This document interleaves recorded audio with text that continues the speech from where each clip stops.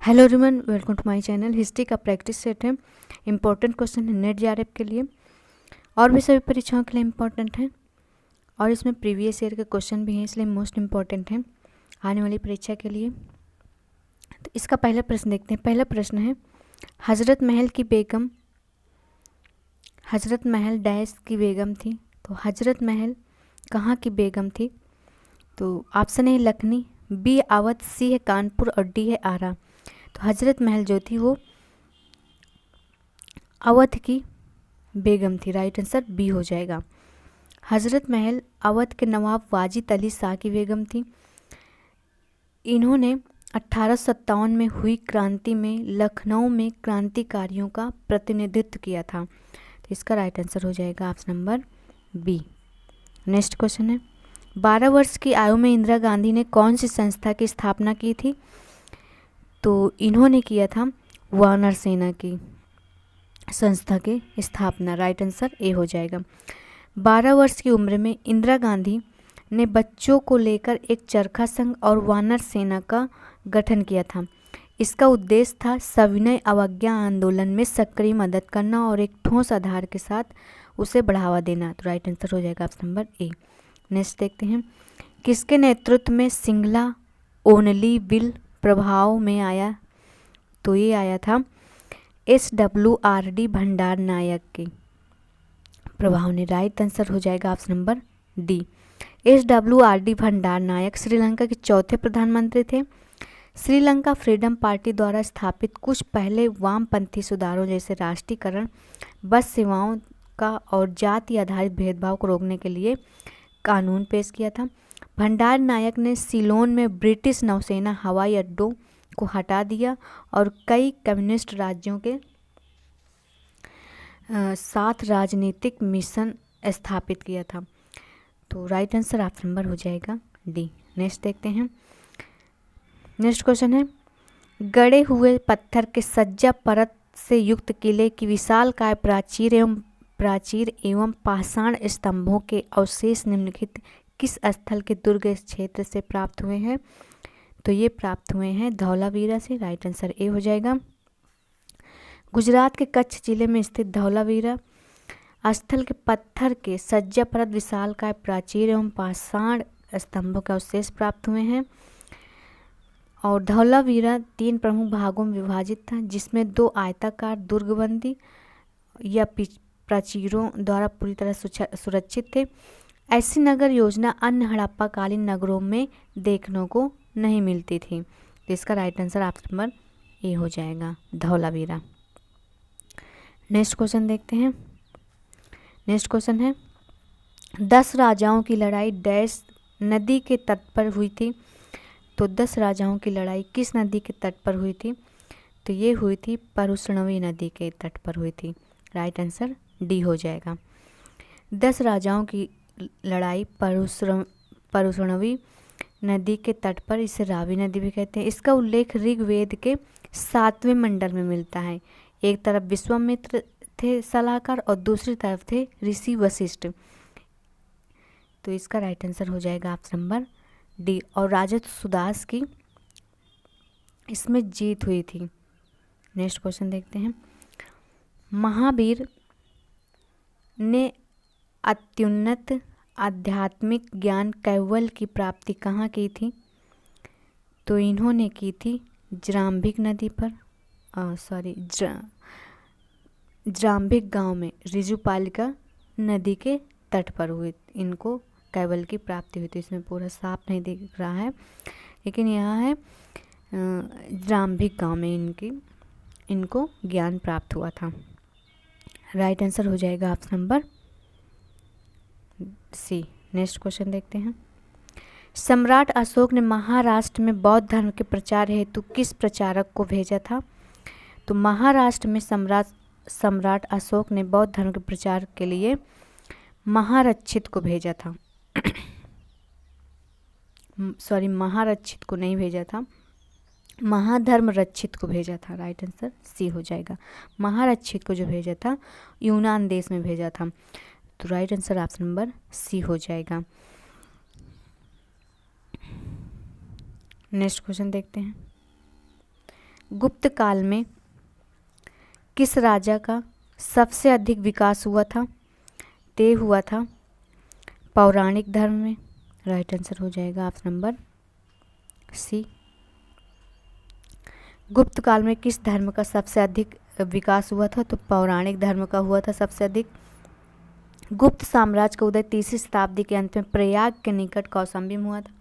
इस वंश में पौराणिक धर्म का सर्वाधिक विकास हुआ था। पुराणों की वर्तमान रूप में रचना गुप्त काल में ही हुई थी। तो इसका राइट आंसर सी हो जाएगा। नेक्स्ट क्वेश्चन देखते हैं। नेक्स्ट क्वेश्चन है, निम्नलिखित में से किस कृति को उसके अरबी अनुवादकों ने रज्मनामा शीर्षक दिया था? तो ये दिया था महाभारत को। राइट आंसर हो जाएगा option number C. Razmnama Mahabharat का फारसी अनुवाद है, जिसके अनुवाद अब्दुल कादिर बदायूनी थे, जो अकबर के समय के प्रसिद्ध विद्वान तथा संस्कृत ज्ञाता थे। महाभारत का फारसी अनुवाद रज्मनामा के नाम से इसी के द्वारा हुआ था, जिसको पूरा करने में इनको पूरे 1 वर्ष लगा था। तो कुल जब 1582 में जाकर ये पूरा हुआ था। राइट आंसर हो जाएगा ऑप्शन नंबर सी। नेक्स्ट देखते हैं। भारत में पुर्तगालियों ने सर्वप्रथम अपना दुर्ग कहाँ निर्मित किया था? तो ये किया था कोचीन में। राइट आंसर हो जाएगा ऑप्शन नंबर ए, कोचीन में किया था। नेक्स्ट क्वेश्चन देखते हैं।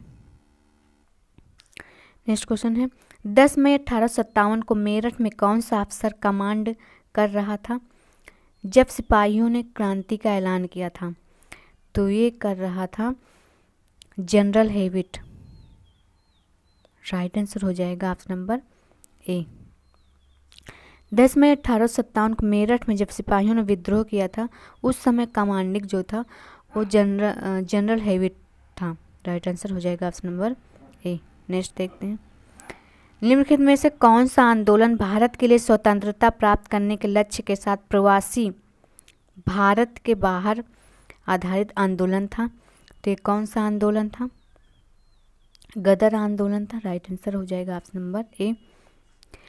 19वीं शताब्दी के अंत में बहुत से भारतीय अमेरिका तथा कनाडा में जाकर बस गए थे। 1 नवंबर 1913 ईस्वी को अमेरिका के सैन फ्रांसिस्को नगर में गदर पार्टी गठन किया गया।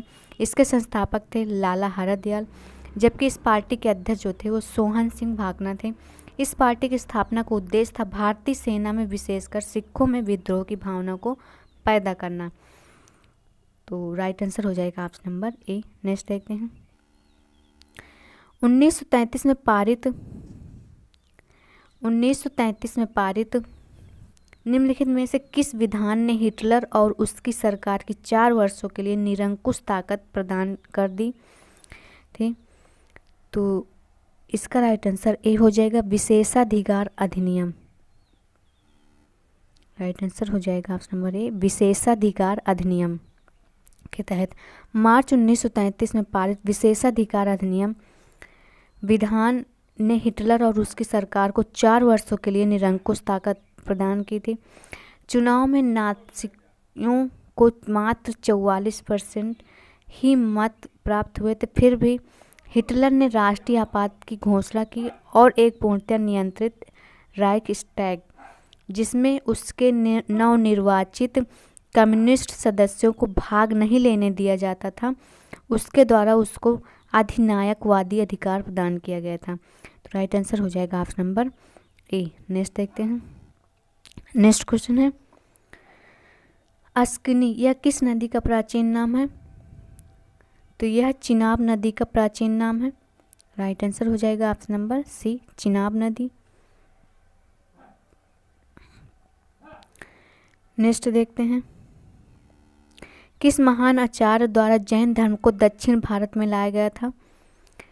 तो ये लाया गया था भद्रबाहु के द्वारा। Right answer option number A हो जाएगा, भद्रबाहु। भद्रबाहु ने जैन धर्म को दक्षिण भारत में लाया। भद्रबाहु और इनके अनुयायियों को दिगंबर कहा जाता था। ये दक्षिणी जैनी भी कहे जाते थे। राइट आंसर ए हो जाएगा। नेक्स्ट देखते हैं, निम्नलिखित उपाधियों में से कौन सी एक समुद्रगुप्त से संबंधित नहीं है? तो ये संबंधित नहीं है। तो ये संबंधित नहीं है विक्रमादित्य से, राइट आंसर हो जाएगा डी। नेक्स्ट क्वेश्चन देखते हैं। निम्नांकित में किसने 1857 के विद्रोह को प्रथम स्वतंत्रता संग्राम की संज्ञा दी है? तो ये दी है वीडी सावरकर ने, राइट आंसर सी हो जाएगा। 1857 के विद्रोह को प्रथम स्वतंत्रता संघर्ष भारत में वीडी सावरकर ने और ब्रिटेन में बेंजामिन डिसरेली ने कहा है। सावरकर ने एक गुप्त सोसाइटी मित्र मेला बनाया है जो आगे चलकर अभिनव भारत संगठन में बदल गई थी। सावरकर ने 1909 ईस्वी में the Indian war of independence 1857 में पुस्तक लिखी थी, राइट आंसर सी हो जाएगा। नेक्स्ट देखते हैं। नेक्स्ट क्वेश्चन है थर्मिडोरियन प्रतिक्रिया से क्या तात्पर्य है? तो इसका जो तात्पर्य है वो है आतंक का अंत, राइट आंसर डी हो जाएगा। थर्मिडोरियन प्रतिक्रिया से तात्पर्य है आतंक का अंत। थर्मिडोरियन रिएक्शन का नाम उस महीने के नाम पर रखा गया था जिस महीने में फ्रांस में तख्ता पलट हुआ था। यह फ्रांस के राष्ट्रीय सम्मेलन के शासक का उत्तरार्ध था। 27 जुलाई 1794 से 1 नवंबर 1795 को मैक्सिमिलियन रोबेस्पियर के निष्कासन के बीच की अवधि को फ्रांसीसी इतिहास लेखन में सामान्यतः लेखन में थर्मिडोरियन प्रतिक्रिया के रूप में जाना जाता है। यह आतंक के शासन का अंत था, तो इसका राइट आंसर हो जाएगा ऑप्शन नंबर डी। नेक्स्ट देखते हैं। निम्नलिखित में से कौन पुरातात्विक स्थल सिंधु सभ्यता से संबंध नहीं है? तो ये बुर्जहोम से संबंधित नहीं है, राइट आंसर डी हो जाएगा। बुर्जहोम जो है नवपाषाणिक कालीन महत्वपूर्ण स्थल है। यह कश्मीर प्रांत में स्थित है। बुर्जहोम नामक पुरा स्थल की खोज 1935 ईस्वी में टेरा तथा पीटरसन ने की थी और 1960 से 64 के बीच भारतीय पुरास्थल सर्वेक्षण विभाग की ओर से इस स्थान की खुदाई भी हुई थी। तो यहाँ से जो अवशेष मिले हैं वो गड्ढे वाले घर के अवशेष मिले हैं और भी बहुत सारे अवशेष मिले हैं, तो राइट आंसर हो जाएगा डी। नेक्स्ट क्वेश्चन देखते हैं। निम्नलिखित में से मोहनजोदड़ो जाने वाला व्यक्ति कौन था? तो ये था रखाल दास बनर्जी, राइट आंसर ए हो जाएगा। नेक्स्ट देखते हैं। नेक्स्ट क्वेश्चन है किस बौद्ध संगीति में बौद्ध धर्म की हीनयान और महायान शाखाओं का उदय हुआ था? तो ये हो जाएगा चौथी बौद्ध संगीति में हुआ था, राइट आंसर डी हो जाएगा। नेक्स्ट क्वेश्चन देखते हैं। पूर्व जैन धर्म गुरुओं ने संस्कृत भाषा का बहिष्कार करके किस भाषा को अपने धर्मोपदेश के प्रसार का माध्यम बनाया था? तो ये बनाया था प्राकृत भाषा को, राइट आंसर बी हो जाएगा। महावीर के उपदेशों और शिक्षाओं को 12 अंगों तथा 12वें अंग दृष्टिवाद के अंतर्गत 14 पूर्वों की रचना करके उनके गणधरों द्वारा संकलित किया था। ये ग्रंथ अर्धमागधी या प्राकृत भाषा में लिखे गए थे, राइट आंसर भी हो जाएगा। नेक्स्ट देखते हैं। नेक्स्ट क्वेश्चन देखते हैं। भागवत धर्म का निम्न में से कौन दार्शनिक संप्रदाय था? तो ये विशिष्टाद्वैत है, राइट आंसर हो जाएगा डी। नेक्स्ट क्वेश्चन देखते हैं। बौद्धों का वह धर्म ग्रंथ जिसमें गौतम बुद्ध के पूर्ववर्ती जन्मों की कथाएं संकलित हैं, तो ये जातक कथाओं में संकलित है, राइट आंसर भी हो जाएगा। जातक कथाओं में भगवान बुद्ध की पूर्व जन्म की कथाओं का संकलन है। कुछ जातक कथाओं की संख्या 547 से 549 है। विनय पिटक में बौद्ध भिक्षुओं और भिक्षुणियों के लिए आचार विचार एवं नियमों का विवेचन किया गया है, राइट आंसर हो जाएगा option number B. Next question देखते हैं। नेक्स्ट क्वेश्चन है खरोष्टी लिपि का उद्भव किस काल में हुआ था? तो ये हुआ था बुद्ध काल में, राइट आंसर हो जाएगा डी। नेक्स्ट देखते हैं। गुप्त काल के दौरान लोकार के रूप में किस देवता का उल्लेख किया गया है? तो ये किया गया है सूर्य का, राइट आंसर हो जाएगा ऑप्शन नंबर सी। गुप्त काल में सूर्य का पूजा प्रचलन था जिसका वर्णन कालिदास के रघुवंश महाकाव्य में सूर्य के 7 हरे अश्वों का उल्लेख किया गया है। राइट आंसर हो जाएगा ऑप्शन नंबर सी। नेक्स्ट देखते हैं। नेक्स्ट क्वेश्चन है, जलियांवाला बाग नरसंहार के विरोध स्वरूप निम्नलिखित में किसने नाइटहुड सम्मान का परित्याग कर दिया था? तो ये कर दिए थे रविन्द्रनाथ टैगोर ने। राइट आंसर हो जाएगा ऑप्शन नंबर सी। 13 अप्रैल 1919 को अमृतसर के जलियांवाला बाग हत्याकांड के विरोध में रविन्द्रनाथ टैगोर ने अपनी नाइटहुड की उपाधि वापस कर दी थी। नेक्स्ट क्वेश्चन देखते हैं। नेक्स्ट क्वेश्चन है जलियांवाला बाग नरसंहार के समय भारत में कौन वायसराय था? तो ये वायसराय था लॉर्ड चेम्सफोर्ड। राइट आंसर हो जाएगा ऑप्शन नंबर बी।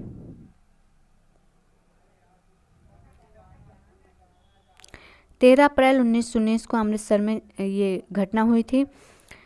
और नेक्स्ट क्वेश्चन देखते हैं, किसके द्वारा लॉर्ड कर्जन को लिखे गए भारतीय अर्थव्यवस्था पर खुले पत्रों ने ब्रिटिश भारतीय सरकार को एक आधिकारिक खंडन प्रकाशित करना पड़ा और साथ ही सुधारवादी आर्थिक कदम भी उठाने पड़े थे? तो ये इसका राइट आंसर हो जाएगा option number C, R C. Dutt, Ramesh Chandra Dutt. ये एक प्रशासनिक अधिकारी होने के साथ साथ राजनीतिक थे, लेखक भी थे और आर्थिक विचारक भी थे। यह आर्थिक क्षेत्र के ज्ञाता थे, जिस कारण इनके द्वारा ही लॉर्ड कर्जन को लिखे गए भारतीय अर्थव्यवस्था पर खुले पत्रों ने ब्रिटिश भारतीय सरकार को एक आधिकारिक खंडन प्रकाशित करना पड़ा और साथ ही सुधारवादी आर्थिक कदम भी उठाने पड़े थे। तो इसका राइट आंसर हो जाएगा ऑप्शन नंबर सी। इनकी रचना है एक the economic history of India. Next question देखते हैं। तो आज के लिए इतना है, मिलते हैं नेक्स्ट वीडियो में।